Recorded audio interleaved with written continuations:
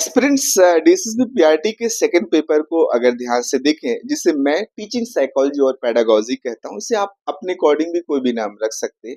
ये ऐसे ही है कि जैसे कि किसी से हम बेइंतहा मोहब्बत करते हैं तो उसके बहुत सारे नाम रख लेते हैं। जैसे छोटा बच्चा है, बचपन में उसके बहुत सारे नाम होते हैं। या फिर हम किसी फिनोमिना के बारे में बिल्कुल नहीं जानते हो तो भी उसके हम बहुत सारे नाम रख लेते हैं, जैसे स्पेस की चीजें या फिर ओशियन की चीजें हो गई।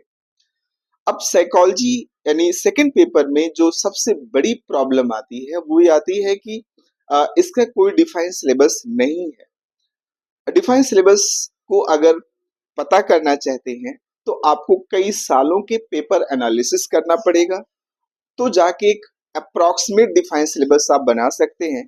और मैं जानता हूं कि आपके पास इतना समय होता नहीं, तो इस काम को मैंने आसान बना दिया। मैंने एक अपना डिफाइंड सिलेबस बनाया है और वो उस सिलेबस को आप चाहें तो मैं डिस्क्रिप्शन बॉक्स के इस वीडियो में मैं डाल दूंगा, या फिर आप मेरी टीम से कांटेक्ट करेंगे तो भी आपको प्रोवाइड कर देंगे। हालांकि उसमें एक गलती मैंने नहीं किया जैसे कि कई लोगों ने किया है। उन्होंने क्या किया कि एक टॉपिक, जैसे इमेजिन करो वाइगॉस्की है, जीन प्याजे है, तो उसी को ही उन्होंने पूरा एक चैप्टर बना दिया। सर वो एक सेगमेंट है, वो एक डोमेन ऑफ डेवलपमेंट का सेगमेंट है, तो वो उतने से बात नहीं बनेगी, क्योंकि कॉग्निटिव डेवलपमेंट सिर्फ एक दो पर्सन ने नहीं दिया, बहुत सारे लोगों ने दिया हुआ।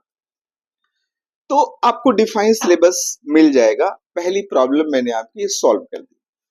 दूसरी प्रॉब्लम ये होती है, हमने देखा कि इसके जो एग्जाम में ऑप्शंस आते हैं, इनिशियली 4 ऑप्शंस होते हैं।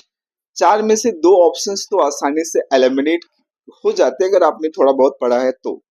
बट लेकिन जो 2 ऑप्शंस होते हैं उसमें अक्सर कंफ्यूजन होता है, और नॉर्मली मैंने देखा कि बच्चे उसी ऑप्शन को टिक मारते हैं जो कि बिल्कुल गलत होता है। जब वो आंसर किसी से मिलाते हैं तो उन्हें बड़ा रिग्रेट होता है, ये तो नहीं, ये हो गया। ये ऐसा इसलिए होता है क्योंकि वो एक साइकोलॉजी की हमारे ब्रेन में फिनोमिना होती है, और उस फिनोमिना को हम लोग कहते हैं डिस्क्रिमिनेटरी पावर। और वो डिस्क्रिमिनेटरी पावर ब्रेन की बहुत बड़ी फिनोमिना। इवन हर बड़े एग्जाम्स में ये असेसमेंट किया जाता है कि the person have ability of discrimination और जनरलाइजेशन और नॉट। तो डिस्क्रिमिनेशन और जनरलाइजेशन की एबिलिटी एक बहुत बड़ी फिनोमिना। इवन आप अगर छोटी क्लास में लर्निंग में पढ़ते हैं, छोटी क्लास का रिलेशन, जैसे मैं क्योंकि आईएएस और यूजीसी वाले बच्चों को भी पढ़ाता हूँ, तो मैं बहुत सारे एग्जाम्स के बच्चों को 11th 12th वगैरह इनको छोटी क्लास ही बोल लेता हूँ कई बार। खैर, तो इसमें आप जो अगर देखें ध्यान से, तो अगर इस तरह के क्वेश्चंस को आप रिजॉल्व करना चाहें तो इसके लिए आप कुछ ब्रेन की एक्सरसाइज कर सकते हैं या फिर एक प्रैक्टिस कर सकते हैं। ब्रेन की एक्सरसाइज में मेडिटेशन का एक टॉपिक आता है, आप अभी से मेडिटेशन स्टार्ट कर सकते हैं, और फिर वो धीरे धीरे आपके ब्रेन में कंसोलिडेशन स्टार्ट होना शुरू हो जाएगा। या आप बार बार प्रैक्टिस करेंगे उस तरह की चीजों को तो भी mind right problem solving strategy धीरे धीरे डेवलप कर लेगा। तीसरी बड़ी प्रॉब्लम जो मैंने नोटिस किया है कि वो है कि जिस भी एग्जाम में डिफाइंड सिलेबस दे दिया गया, उस एग्जाम का कभी भी प्रिडिक्शन नहीं कर सकते कि आने वाले समय में क्या पूछा जाएगा। और डीएसएसबी पीआरटी में आपको एग्जाम खत्म होती है, आपको क्वेश्चन पेपर मिल जाता है, तो निश्चित तौर से बहुत ज्यादा अनप्रेडिक्टेबल है। मैंने देखा कई सालों से कई बच्चों की प्रिपरेशन सब वेस्ट चली जाती है, क्योंकि वो एक ट्रेडिशनल तरीके से ही करते हैं, जिसका मैं बिल्कुल सपोर्टर नहीं हूँ।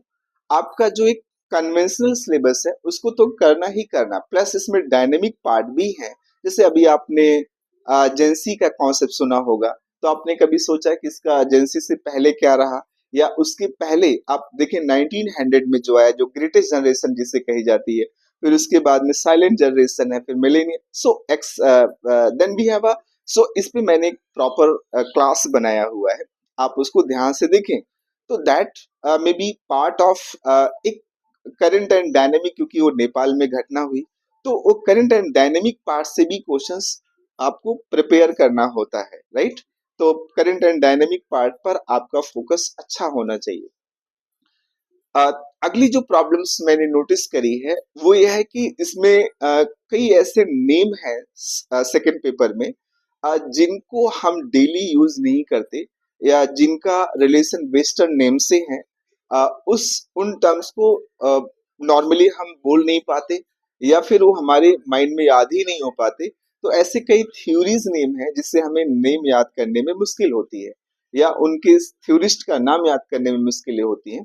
तो इस सिचुएशन से बचने का तरीका भी हम लोगों ने डेवलप किया है। जैसे आप मेरे नोट्स को ध्यान से पढ़ना, तो उसमें आपको बहुत ऑर्गेनाइज तरीके से मैंने बना रखा, जिसमें आप देखेंगे कि कैसे एक एक सीक्वेंस में सारी चीजें हम लोग प्रिपेयर कर लेते हैं। सो सेकंड पेपर की जो तीन चार बड़े चैलेंजेस हैं, पहला डिफाइन सिलेबस ना होना, दूसरा इसके क्वेश्चंस को सॉल्व करना, तीसरा किस डेप्थ में पढ़ना, चौथा अगर हमने पढ़ लिया तो उसको किस तरह से कंसोलिडेट करना है, क्योंकि फॉरगेटिंग फिनोमेना इसमें ज्यादा होती है। इन सब को आप बहुत ध्यान से अगर रखेंगे तो ही आपके चांसेस बनते हैं सिलेक्शंस में, क्योंकि मैंने पहले ही बता दिया था कि इस बार प्रीवियस जो ईयर्स के पेपर हैं या कॉम्पिटिशन्स हैं उससे इस बार टफ होने वाला है, क्योंकि एग्जाम्स काफी समय के बाद हो रहा है। और दिल्ली वैसे भी लोगों का एस्पिरेशन सिटी माना जाता है जहां पर लोग आके रहना पसंद करते हैं। आपने पढ़ा भी होगा कि हर मिनट दिल्ली में 3 लोग उतरते हैं, 2 वापस चले जाते हैं और एक यहाँ का बासिंदा बन जाता है।